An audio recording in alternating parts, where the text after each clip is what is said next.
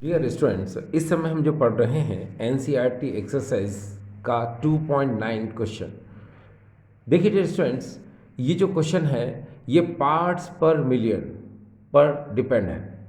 अब देखिए ये क्वेश्चन क्या है। A sample of drinking water was found to be severely contaminated with chloroform, supposed to be carcinogen.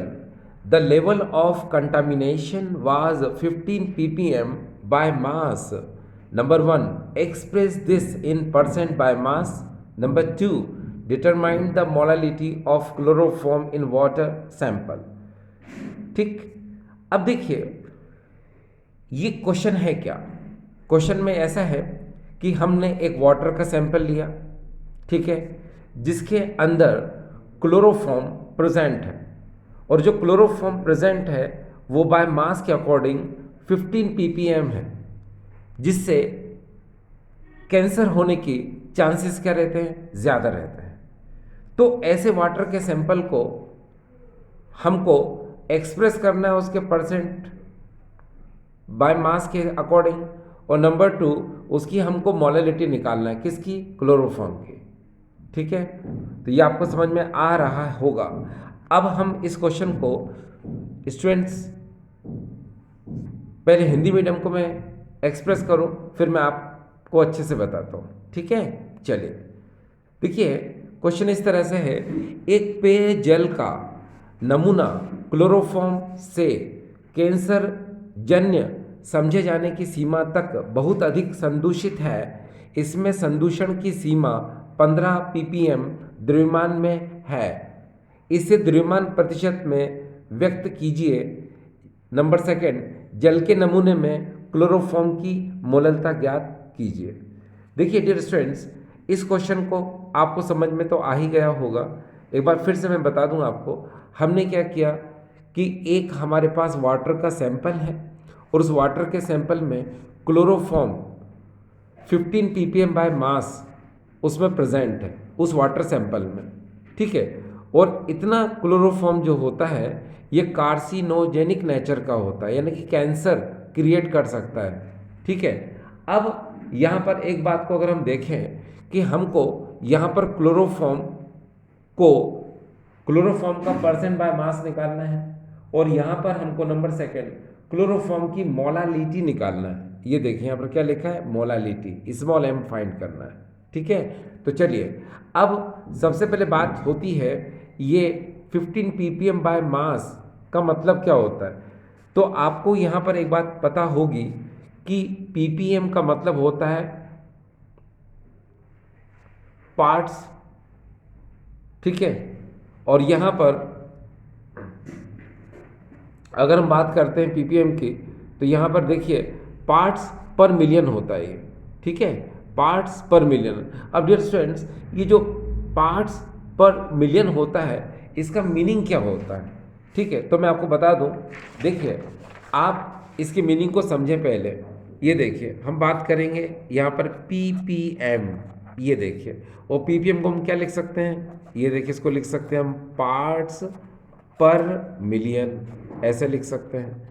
अब डियर स्टूडेंट एक बात ध्यान रखिएगा कि पर का मतलब होता है अपॉन में, तो आप ऐसे लिख सकते हो इसको, पार्ट्स पर का मतलब होता है अपॉन में, और यहाँ हो जाएगा क्या, मिलियन।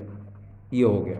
अब आपको मैं बता दूं, ऊपर जो पार्ट होता है ये सॉल्यूट के लिए होता है, यानी कि विलेय पदार्थ के लिए होता है, और नीचे जो होता है मिलियन, ये सॉल्यूशन के लिए होता है, यानी कि विलियन के लिए होता है। ठीक है, तो यहाँ पर आपको बहुत अच्छे से पता चल जाएगा कि पार्ट्स पर मिलियन का मतलब क्या होता है। तो पार्ट्स पर मिलियन का मतलब ये होता है, आपने देखा होगा जब यहाँ पर कुछ भी नहीं है इसका मतलब यहाँ पर 1 है। ठीक है, तो आप पार्ट्स पर मिलियन को डिफाइन कर सकते हो, 1 part of solute present in 1 million solution is called parts per million. Once more, 1 part of solute is dissolved in 1 million solution is called parts per million। एक भाग विलेय का जब 1 million विलियन में उपस्थित होता है तो उसे हम पार्ट्स पर मिलियन कहते हैं। ठीक है, पार्ट्स पर मिलियन कहते हैं। अब जरा यहाँ पर बात को समझिए। जैसे हमें इस क्वेश्चन में क्या दिया है, 15 ppm बाय मास, यानी कि 15 ppm द्रव्यमान के अनुसार दिया है। तो आपको यहाँ लिखना पड़ेगा। देखिए बता दूं मैं आपको कि शुरुआत इस क्वेश्चन के आंसर की किस तरह करेंगे हम, वो देखिए आप यहाँ पर लिखेंगे हम 15 ppm by mass means 15 gram solute. अब यहाँ सॉल्यूट कौन है, क्लोरोफॉर्म है, तो यहाँ लिख दो CHCl3। तो देखिए 15 ppm by mass means 15 gram solute यानी कि chloroform present in 1 million solution, 1 million solution. ये देखिए मैंने लिख दिया आपके लिए। ठीक है, तो यहाँ पर आपको 15 ppm by mass of chloroform means 15 gram solute present in 1 million solution. ठीक है, तो यहाँ से आपको इतना नॉलेज मिल गया। आपको पता होना चाहिए कि 15 ग्राम यहाँ पर क्या है, क्लोरोफॉर्म की क्वांटिटी है, और 1 मिलियन सॉल्यूशन। ठीक है, ये 1 मिलियन क्या है यहाँ पर, सॉल्यूशन है। अब आपको पता है कि मास परसेंटेज ऑफ क्लोरोफॉर्म का निकालना चाहते हैं, तो उसका फार्मूला क्या होता है, mass percentage of chloroform equal to quantity of chloroform upon mass of solution into 100। ठीक है, तो क्योंकि हम मास परसेंटेज इसका निकाल रहे हैं क्लोरोफॉर्म का, तो क्वांटिटी ऑफ सॉल्यूट में क्या लिखेंगे हम, क्वांटिटी ऑफ सॉल्यूट मतलब सॉल्यूट कौन है यहाँ पर, CHCl3। आप इसको ऐसे कर दो। ठीक है, तो मास परसेंटेज ऑफ क्लोरोफॉर्म, तो यहाँ आ जाएगा quantity of chloroform upon mass of solution into 100। तो आपको पता है क्वांटिटी क्लोरोफॉर्म की कितनी है, 15 ग्राम, तो आपने यहाँ पर लिख दिया 15। अब मास ऑफ सॉल्यूशन कितना है, ये देखिए 1 मिलियन, और 1 मिलियन का मतलब होता है 10⁶। ठीक है, तो मास ऑफ सॉल्यूशन में 10⁶ आ गया, और क्वांटिटी ऑफ सॉल्यूट में 15 ग्राम आ गया, इंटू 100 ऐसा कैसे ही है। जब डियर स्टूडेंट्स इसको आप सॉल्व करोगे, आपको पता है ये 10⁶ है, ये 10⁻² है, काट दो तो 10⁴ नीचे बचेगी। देखो ना कैसे, 15 अपॉन 10⁶ इंटू 10⁻², काटो इसको, तो अपॉन में क्या होगा, 10⁴ बचेगा, इसको ऊपर ले जाओ तो -4 हो जाएगा। ठीक है, अब पावर को अगर आपको डिक्रीज करना है तो आप इस पॉइंट को इधर लगा दो, तो 1.5 इंटू 10⁻³ ये आपका क्या आ जाएगा, मास परसेंटेज ऑफ क्लोरोफॉर्म आ गया।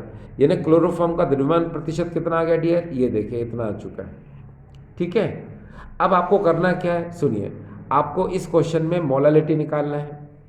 ये देखिए, और मोलालिटी इक्वल टू क्या होता है, WB/MB इंटू 1000/WA होता है। ठीक है, ये फार्मूला आप दिमाग में रखिए। अब डियर स्टूडेंट्स आपको तो पता है कि WB यहाँ क्या आएगा, 15, क्योंकि आपको पता है यहाँ पर क्या दिया था आपको, 15 ppm बाय मास दिया था ये क्वेश्चन में। इसका मतलब है 15 ग्राम सॉल्यूट यानी 15 ग्राम क्लोरोफॉर्म 100 ग्राम सॉल्यूशन में क्या है, प्रेजेंट है। तो यहाँ पर WB क्या आएगा, 15।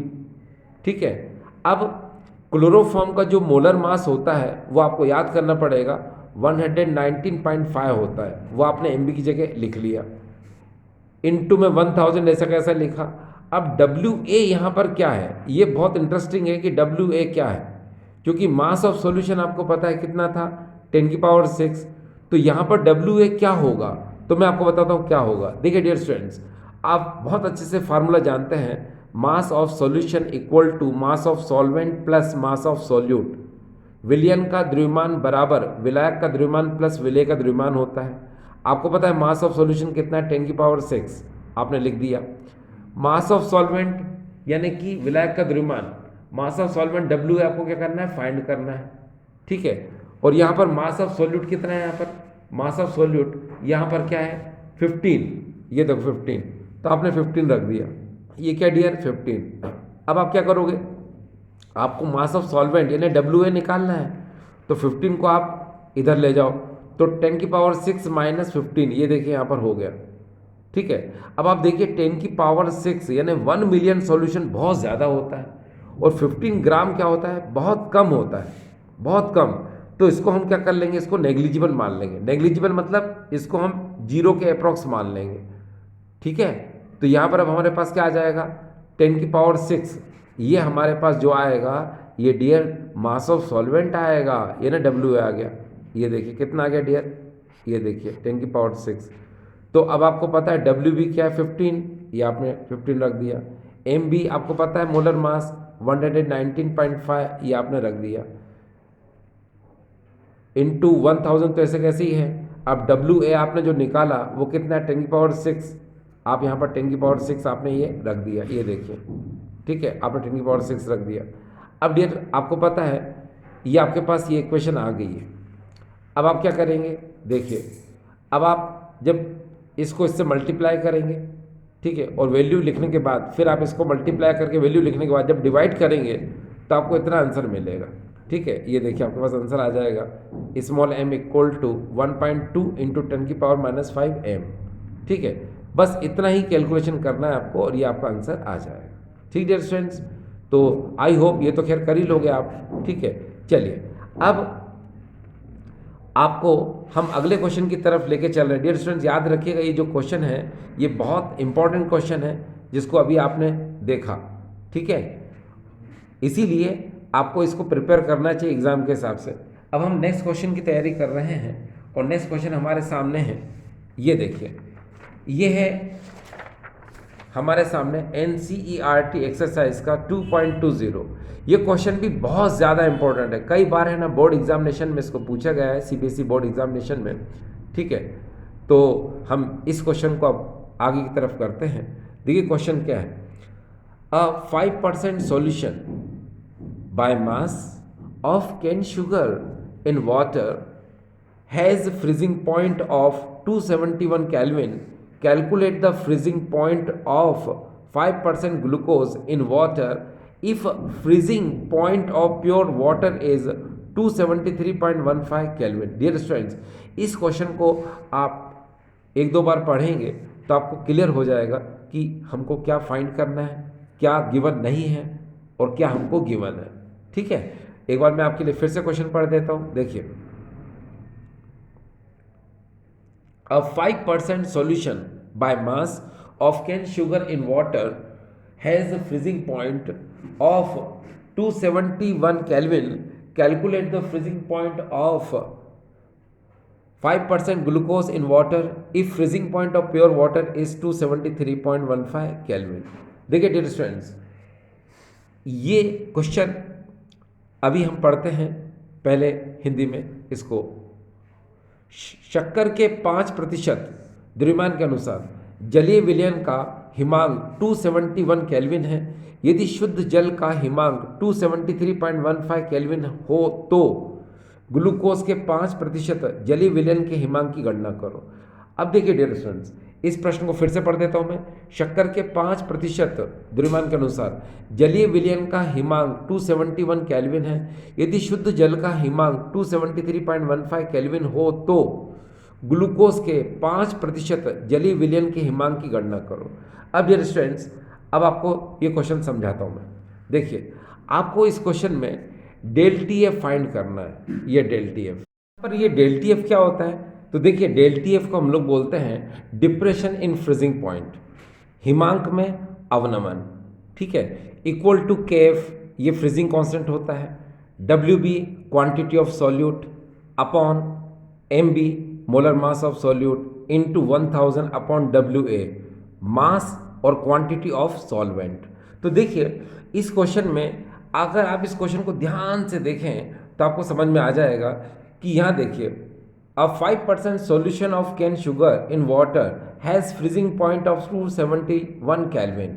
इसमें हमको कैन शुगर का फ्रीजिंग पॉइंट गिवन है, इसमें हमको कैन शुगर का फ्रीजिंग पॉइंट इन्होंने दिया है, ठीक है, ठीक है, और निकालना किसका है? और ग्लूकोज का फ्रीजिंग पॉइंट जो है हमको निकालना है। देखो, काफ़ी इंटरेस्टिंग है कि इस क्वेश्चन में हमको कैन शुगर का फ्रीजिंग पॉइंट दिया है, लेकिन हमको ग्लूकोज का फ्रीजिंग पॉइंट क्या करना है? डिटरमाइन करना है, ठीक है। तो इसीलिए आप समझने की कोशिश करें कि अगर आपको ग्लूकोज का फ्रीजिंग पॉइंट निकालना है, ठीक है, तो आपको फार्मूला कौन सा यूज़ करना पड़ेगा, ठीक है। तो हम सबसे पहले अगर आप del T F equal to K F into W B upon M B into 1000 upon W A की बात करेंगे, तो सबसे पहले हम डेल टी एफ की वैल्यू पुट करेंगे, फिर हम यहाँ से के एफ को जो है फाइंड करेंगे, ठीक है। और के एफ को फाइंड करने के बाद फिर हम उस क्वेश्चन को आगे सॉल्व कर सकते हैं। तो चलिए शुरू करते हैं। देखिए डियर स्टूडेंट्स, हमेशा याद रखिए कि ये एक फार्मूला है जो आपको याद होना चाहिए। देखिए, freezing point of solution equal to freezing point of pure solvent और freezing point of solvent minus del T F. ये देखिए विलियन का ये हिमांक, और विलियन का जो हिमांक होता है ये शुद्ध विलायक के हिमांक माइनस हिमांक में अवनमन के बराबर होता है, यानी कि freezing point of solution equal to freezing point of solvent minus del T F होता है। अब अगर आपको मान लो ये डेल टी एफ फाइंड करना है, क्योंकि फ्रीजिंग पॉइंट ऑफ सॉल्यूशन यानी कि आपको यहाँ पर केन शुगर का फ्रीजिंग पॉइंट तो दिया है, ठीक है, और फ्रीजिंग पॉइंट ऑफ सॉल्वेंट भी दिया हुआ है वाटर का, ठीक है। इससे हम क्या करेंगे, डेल टी एफ को फाइंड करेंगे। तो आप एक काम करो, ये डेल टी एफ को इधर ले जाओ तो ये प्लस का हो जाएगा, और फ्रीजिंग पॉइंट ऑफ सॉल्यूशन को उधर ले जाओ तो ये क्या हो जाएगा, माइनस का हो जाएगा, ठीक है। तो अब हमको डेल टी एफ के लिए ये फार्मूला मिल जाएगा। ये देखिए यहाँ पर del T F equal to freezing point of water minus freezing point of solution. अब फ्रीजिंग पॉइंट ऑफ वाटर जो आपको दिया है, ठीक है, वो कितना दिया है, 273.15 केल्विन।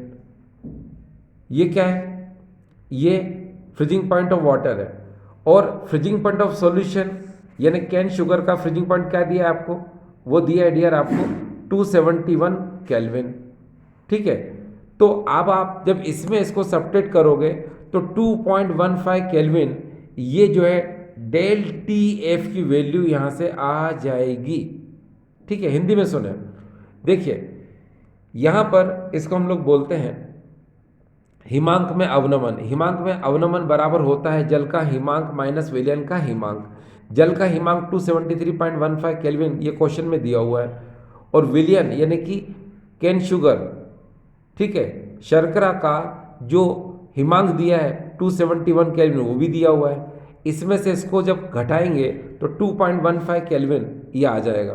तो 2.15 केल्विन जो आएगा ये डेल टी एफ आ जाएगा, ठीक है। चलिए अब ये यहाँ पर डेल टी एफ आने के बाद मैंने आपसे क्या कहा था कि पहले हमको के एफ फाइंड करना है, तो फार्मूला तो ये है, ठीक है।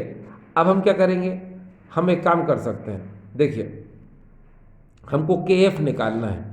क्या निकालना है डियर, के एफ निकालना है। तो फार्मूला हमारे पास जब वो है तो देखिए इस फार्मूले को हम सेट कैसे कर सकते हैं, आप जरा देखिए यहाँ पर, जैसे ये फार्मूला आपके पास del T F equal to K F into W B upon M B into 1000 upon W A, ये है आपके पास। और आपको करना क्या है, आपको के एफ निकालना है। तो एम बी को आप इसके पास ले जाओ, डब्ल्यू ए को इसके पास ले जाओ, ठीक है, और फिर अपॉन में डब्ल्यू बी को नीचे ले आओ और 1000 को भी नीचे ले आओ, तो के एफ के इक्वल हो जाएगा, ठीक है। तो यहाँ देखिए अब आप इसको सेट कैसे कर सकते हैं, अब आप इसको इस तरह से सेट कर सकते हैं जैसे मैंने बताया आपको।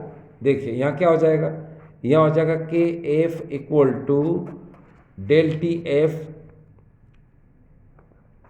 Into M B into W A upon W B into 1000। ये देखिए ये हो गया फार्मूला, ठीक है। इससे क्या आएगा, हमारा के एफ आ जाएगा।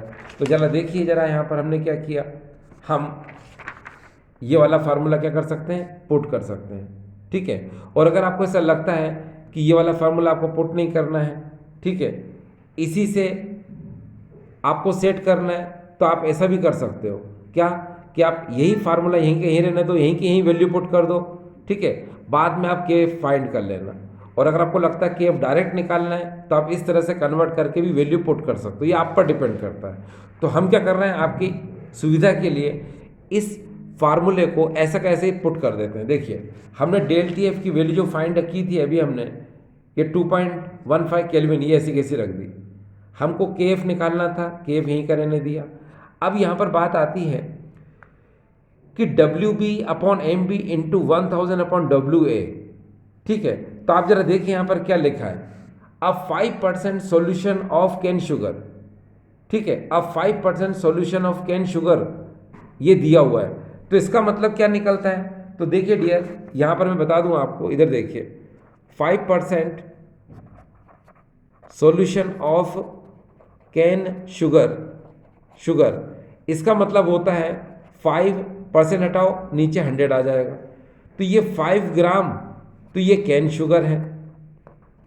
ठीक है, 5 ग्राम क्या कैन शुगर, यानी 5 ग्राम क्या ये शर्करा है, और 100 ग्राम जो है ये क्या है डियर, ये सॉल्यूशन है। ठीक है, अगर आप इस 100 में से ये 5 ग्राम को माइनस करेंगे तो 95 ग्राम जो है ये किसका आ जाएगा डियर, सॉल्वेंट का आ जाएगा। सॉल्वेंट यहाँ पर कौन है, वाटर। तो वाटर का क्या आ जाएगा, ये 95 ग्राम, ये वाटर की क्वांटिटी आ जाएगी। ठीक है, ये 95 ग्राम जो है जल की मात्रा आ जाएगी। ठीक है, यहाँ मैंने बताया आपको। अब देखिए हमने क्या किया, एक बार फिर से आपको बताने की कोशिश की कि देखिए हमने डेल टी एफ की वैल्यू, ये डेल टी एफ की वैल्यू 2.15 केल्विन रख दी, के एफ को ऐसा कैसे रहने दिया, ये देखो ना फार्मूला, के एफ को ऐसा रहने दिया। अब डब्ल्यू बी यहाँ पर क्या है आपको पता है, 5 आपने रख दिया। अब केन शुगर का जो मोलर मास होता है 342, वो आपने रख दिया, इनटू 1000 ऐसा कैसे रखा, और 95 ये डब्ल्यू ए आ गया। ठीक है, क्लियर। और अगर नहीं आया डब्ल्यू ए निकालना तो फिर से देखिए, mass of solution equal to mass of solvent plus mass of solute होता है। मास ऑफ सॉल्यूशन आपको पता है 100 है, equal to mass of solvent यानी डब्ल्यू ए आपको निकालना है। ठीक है, मास ऑफ सॉल्यूट कितना दिया आपको, यहाँ पर 5 दिया है। ठीक है, अब आपको मास ऑफ सॉल्वेंट निकालना है, तो 5 को आप इधर ले जाओ, तो 100 माइनस 5 इक्वल टू 95 ग्राम, लो ये आ गया। ठीक है, तो आप इस तरह भी एक्सप्रेस कर सकते हो। तो यहाँ पर अब आप क्या करोगे, डब्ल्यू ए की जगह पर आप 95 आपने रख दिया। ठीक है, अब आप क्या करोगे, ये देख लीजिए, यहाँ पर के एफ को आपने यहीं रहने दिया। ठीक है ना, और यहाँ पर क्या था, ये 2.15 केल्विन था, इसके पास आप इसको ले आए, फिर आप इसको ले आए। ठीक है, और अपॉन में आपने क्या किया, 5 इंटू 1000 अपॉन में ले आए, तो हमें अब ये इक्वेशन मिल जाएगा। इक्वेशन मिल गया। अब तीनों का मल्टीप्लाई करोगे तो ये आ जाएगा 69853.5, और इसका मल्टीप्लाई करोगे तो 5000 आ जाएगा। जब इसमें 5000 का डिवाइड करोगे तो यहाँ पर के एफ आ जाएगा 13.97 केल्विन। तो ये जो के एफ की वैल्यू आई है 13.97, देखो के एफ हमारा फाइंड हो चुका है। क्यों, क्योंकि आपको पता है कि आपको ग्लूकोज का क्या निकालना था। ये देखिए पहले क्वेश्चन को एक बार पढ़ लीजिए। देखो यहाँ पर आपको निकालना क्या है, calculate the freezing point of 5% glucose in water, यानी वाटर में बने हुए सॉल्यूशन का आपको फ्रीजिंग पॉइंट कैलकुलेट करना है। ठीक है, तो उसको कैलकुलेट कैसे करेंगे, तो चलो कैलकुलेट करते हैं। तो सबसे पहले तो डियर आपको पता है कि आपको डेल टी एफ निकालना पड़ेगा। क्या निकालना पड़ेगा डियर, डेल टी एफ निकालना पड़ेगा। तो डेल टी एफ का फार्मूला तो आप जानते ही हैं, ये देखो ना, del T F equal to K F into W B upon M B into 1000 upon W होता है, ये आप जानते हैं। ठीक है, तो आप के एफ की वैल्यू तो अभी आपने निकाली है, ये देखिए 13.97। तो अब आप क्या करोगे, इस के एफ की जगह आपने लिख दिया। अब इसकी क्वांटिटी भी देखो कितनी है, यहाँ पर 5% ग्लूकोज है, तो यहाँ पर भी वही होगा, क्या 5% का मतलब क्या होता है, 5/100, यानी 5 ग्राम शुगर जो है 100 ग्राम सॉल्यूशन में है। ठीक है, तो 5 ग्राम ये डब्ल्यू भी हो जाएगा, और अगर आपको डब्ल्यू ए निकालना है तो 100 में से 5 को माइनस कर दो तो 95 ग्राम ये क्या आ जाएगा, डब्ल्यू ए यानी मास ऑफ सॉल्वेंट आ जाएगा 95। ठीक है, तो अब आप क्या करोगे, देखो आपने डब्ल्यू ए की जगह 95 रख दिया और डब्ल्यू बी की जगह आपने 5 रख दिया। ठीक है, यहाँ पर है ना, क्योंकि ये आप यहाँ पर देखना है, हाँ आपको, सॉरी आपको यहाँ देखना था क्योंकि ग्लूकोज की बात हो रही है। तो 5 आपने डब्ल्यू की जगह रख दिया और डब्ल्यू की जगह आपने 95 रख दिया। अब ग्लूकोज की बात आ रही है तो ग्लूकोज के लिए आप क्या करते हैं, ग्लूकोज का मोलर मास कितना होता है 180, ये आपने 180 यहाँ रख दिया। ठीक है, याद रखने की ज़रूरत है हम लोगों को कि कैन शुगर का जो मोलर मास होता है वो 342 होता है, लेकिन ग्लूकोज का जो मोलर मास होता है वो 180 होता है।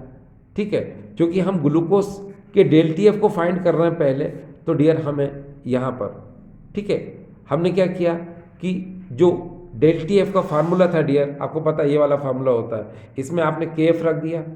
ठीक है, फिर W B M B into W A ये भी रख दिया आपने।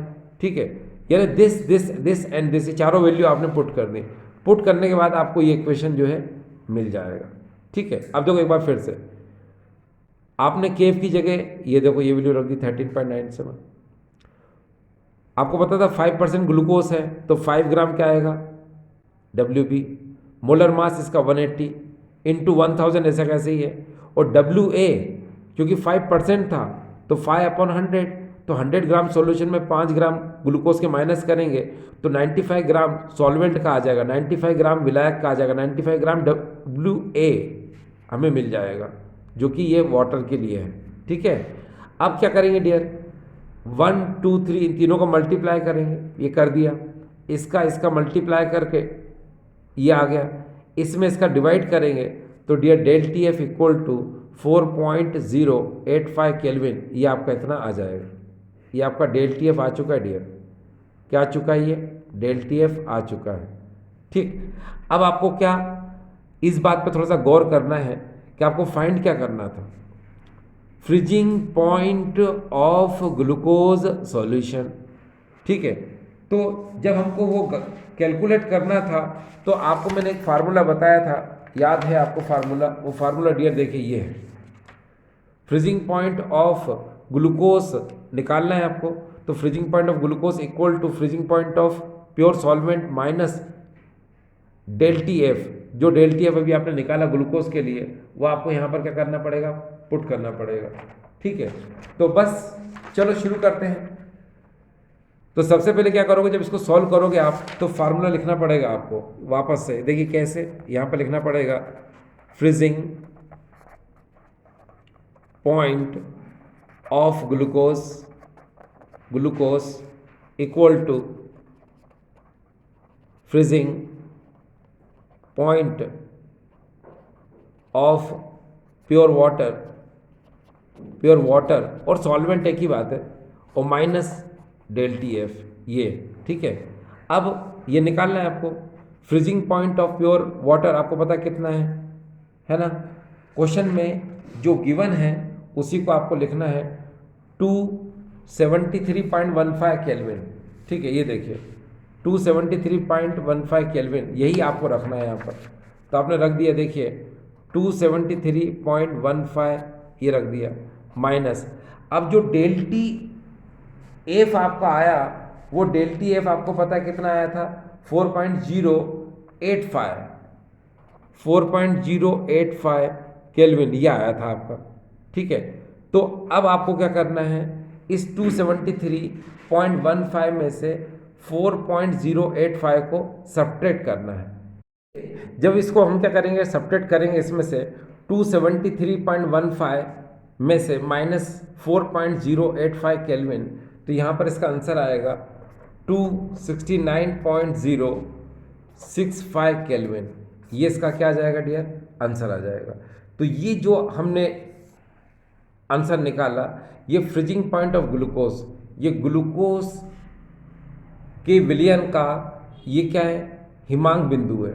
ठीक है, यानी फ्रीजिंग पॉइंट ऑफ ग्लूकोज, ये आपका क्या हो चुका है डियर, ये फाइंड हो चुका है। अब देखिए डियर स्टूडेंट्स, अब हम नए क्वेश्चन की तरफ जा रहे हैं, और ये इस आज की वीडियो का आखिरी क्वेश्चन है। देखिए क्वेश्चन काफ़ी इंटरेस्टिंग है, ये क्वेश्चन भी बहुत इंपॉर्टेंट है जो एग्जाम में आ चुका है। तो आज सारे क्वेश्चन वही लिए हैं जिसके आने की प्रोबेबिलिटी क्या है, बहुत ज़्यादा रहती है। तो देखिए क्वेश्चन इस तरह से है, ये एनसीईआरटी एक्सरसाइज का 2.15 क्वेश्चन है। ठीक है, देखिए an aqueous solution of 2% non volatile solute exerts a pressure of 1.004 bar at the normal boiling point of the solvent what is the molar mass of the solute. एक बार फिर से question सुनिए। Question में ये है an aqueous solution of 2% non volatile solute exert a pressure of 1.004 bar at the normal boiling point of the solvent what is the molar mass of the solute. देखो dear student, मैं आपको एक बात बताता हूँ। सबसे पहले होता यह है कि आप बहुत अच्छे से जानते हैं कि कोई भी सॉल्वेंट है तो उसका एक डेफिनेट क्या होता है, प्रेशर होता है। ठीक है, एटीएम प्रेशर होता है। यहाँ पर हम बार प्रेशर गिवन है तो हम बार की बात करेंगे। अब जब उसके अंदर उस वाटर में जब हम किसी नॉन वोलेटाइल सॉल्यूट को मिला देंगे, तो जब आपने किसी नॉन वोलेटाइल सॉल्यूट को मिला दिया तो मिलाने से क्या होगा कि अब उस सॉल्यूशन का जो बॉइलिंग पॉइंट है वो बढ़ जाएगा। बॉइलिंग पॉइंट क्या हो जाएगा डियर, बढ़ जाएगा। लेकिन उसका जो प्रेशर है वो क्या हो जाएगा, कम हो जाएगा। अब प्रेशर कम क्यों हो जाएगा, क्योंकि आपको पता है कि जो सॉल्वेंट मॉलिक्यूल हैं उसके सारे के सारे मॉलिक्यूल जो है वो वेपर्स में क्या होते हैं डियर, कन्वर्ट होते हैं।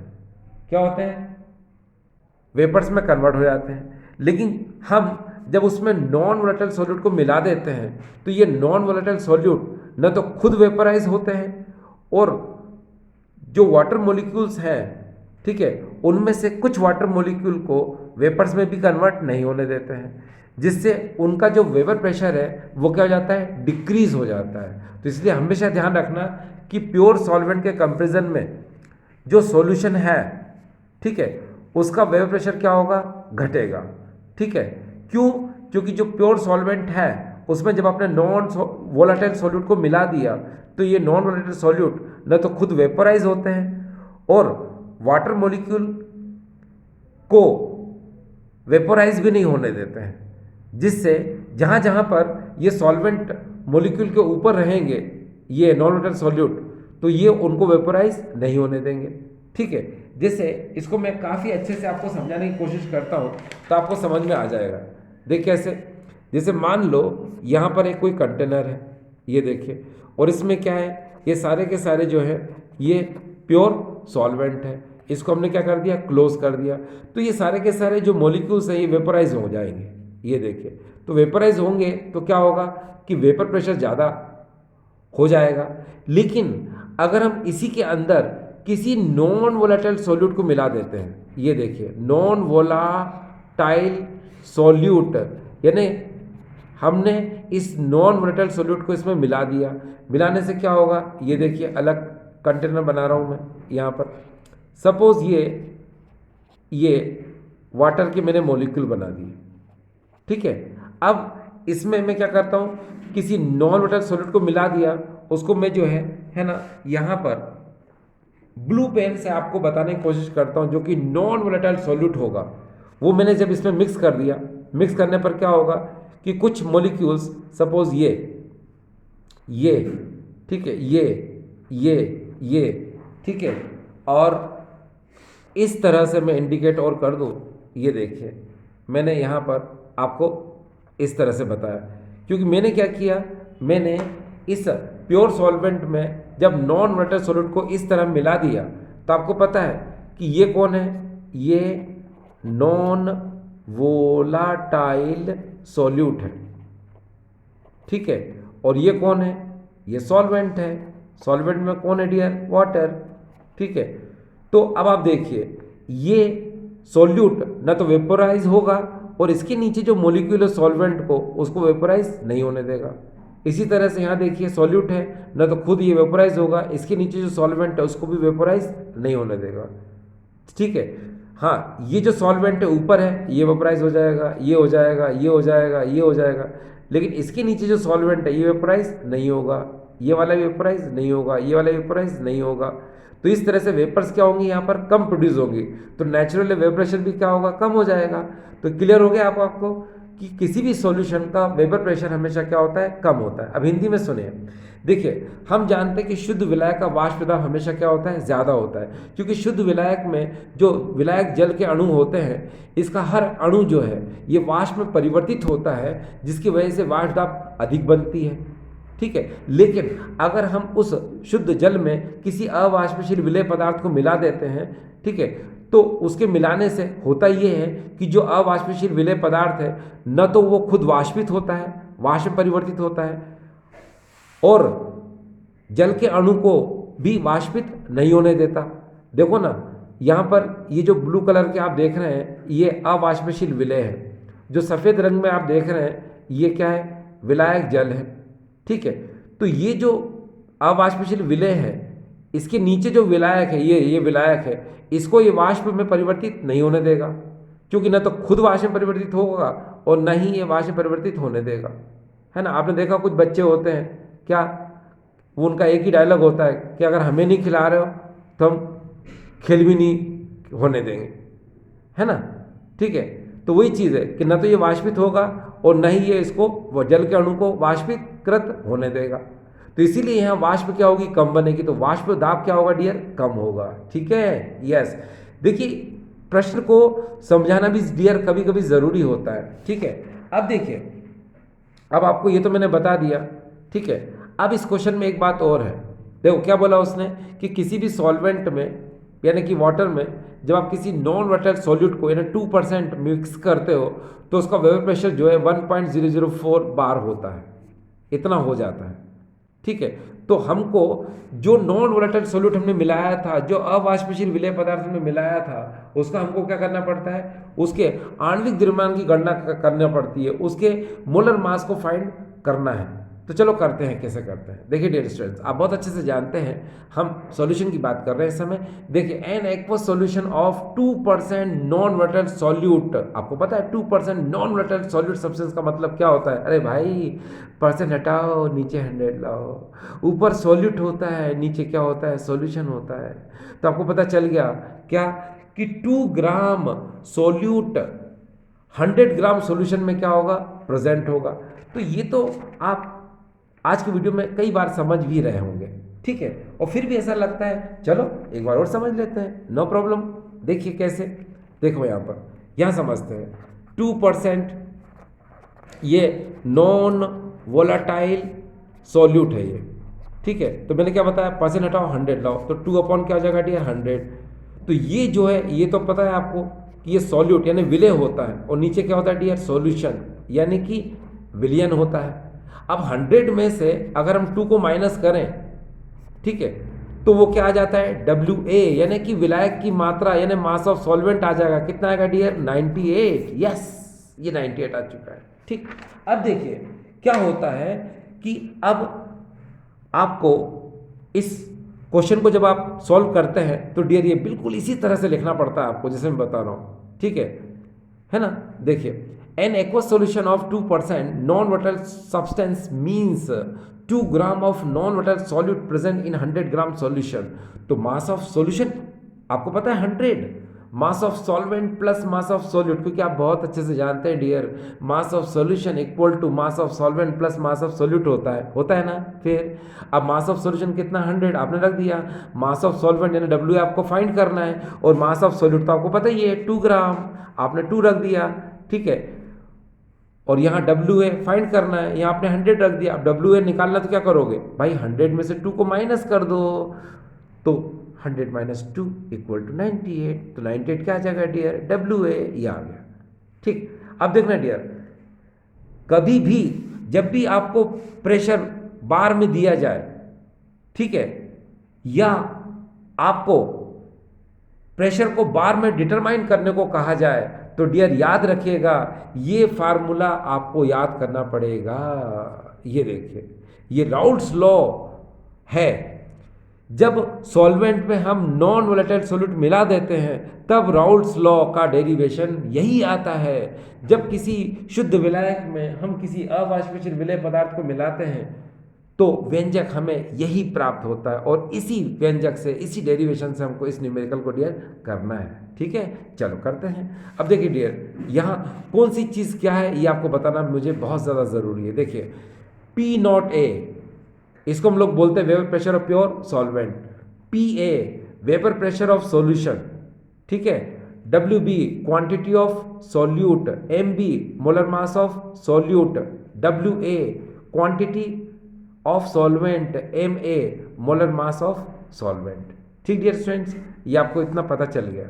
ठीक है, हिंदी में बोल दूं मैं, P0A को हम लोग बोलते हैं शुद्ध विलायक का वाष्प दाब, PA को हम बोलते हैं विलयन का वाष्प दाब, WB को हम लोग बोलते हैं विलय की मात्रा, MB को हम लोग बोलते हैं विलय का आणविक द्रव्यमान, WA को हम बोलते हैं विलायक का द्रव्यमान या विलायक की मात्रा, MA को हम लोग बोलते हैं विलायक का आणविक द्रव्यमान। ठीक है, ये क्लियर है इतना।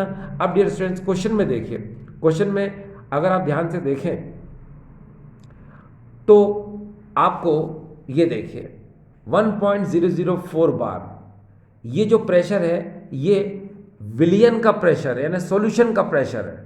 ठीक है, ठीक है, इसका मतलब क्या निकला, इसका मतलब हमको प्योर सॉल्वेंट का वेपर प्रेशर तो दिए ही नहीं है। तो डियर आपको दिमाग में रखना पड़ेगा, कुछ चीज़ें ऐसी होती है जिसको आपको याद करना पड़ता है ना। ये कैसे याद करना पड़ता है कि प्योर वाटर का जो वेपर प्रेशर होता है, ठीक है, वो 1 एटमॉस्फेरिक प्रेशर होता है। ठीक है, लेकिन अगर आपको यहाँ पर बार में प्रेशर दिया है तो डियर याद रखना पड़ेगा आपको कि यहाँ पर P0A 1 ATM इक्वल टू 1.013 बार होता है। ठीक है, और यहाँ पर हम PA जो सॉल्यूशन का हमको दे रखा है वेपर प्रेशर, वो दे रखा है 1.004 बार। ठीक है, अब हम क्या करेंगे, हमको 2 ग्राम WB हमने लिख दिया, MB तो भाई हमको फाइंड करना है, यस, और WA 98 और MA वाटर का जो मोलर मास है वो होता है 18 ग्राम पर मोल। ठीक है, अब ये सारी की सारी वैल्यू को हमने इस फार्मूले में क्या करना है डियर, रखना है। चलो एक बार और देख लीजिए क्योंकि आपको बहुत अच्छे समझ में आना चाहिए। यस, तो अब हम क्या कर सकते हैं, देखिए ये हमारे पास, हमने ये फार्मूला फिर से एक बार आपके लिए लिख दिया। बस अब आपने क्या किया, P0A की जगह आपने ये वैल्यू रख दी, ठीक है, और PA की जगह पर ये सॉल्यूशन का वेपर प्रेशर रख दिया आपने। ठीक है, फिर P0A की जगह यही आ जाएगा। WB2 MB आपको फाइंड करना है into MA molar mass of water रख दिया आपने 18 आणविक द्रव्यमान जल का, और 98 ये जल की मात्रा यानी जल का क्वांटिटी यानी कि वाटर की क्वांटिटी आपने रख दी 98। अब आपको फाइंड क्या करना है डियर, MB फाइंड करना है। चलो MB फाइंड करना, दिमाग में रखना डियर है, MB फाइंड करना है। तो इसमें से जब इसको सब्ट्रैक्ट करो तो इतना आ जाएगा, ये 1.013 ऐसा कैसे रहेगा। ठीक है, अब आपको करना ये है कि MB को तो आप है ना ऊपर ले जाओ, कहाँ ऊपर, ये ऊपर ले गए आप। 1.103 को 2 × 18 के पास ले जाओ तो अब आपके पास इक्वेशन ये आ जाएगी। ठीक है, और अपॉन में 0.09 को नीचे लाओ 98 के साथ तो ये इक्वेशन आ गई आपकी। ठीक आ गई, अब इसका मल्टीप्लाई करोगे तो डियर ये आ जाएगा, इसका मल्टीप्लाई करोगे डियर तो ये आ जाएगा, और इसमें जब आप इसका डिवाइड करोगे तो 41.34 ग्राम पर मोल ये आ जाएगा आपका मोलर मास। ये वही मोलर मास है जो आपने वाटर के अंदर नॉन वोलेटाइल सॉल्यूट मिलाया था, जो अपने जल में अवाष्पशील विलेय पदार्थ को मिलाया था, ये उसका क्या है डियर, आणविक द्रव्यमान, ये उसका क्या है, मोलर मास। तो आई होप डियर स्टूडेंट्स आज का वीडियो आपको समझ में आया होगा। ठीक है, थैंक यू।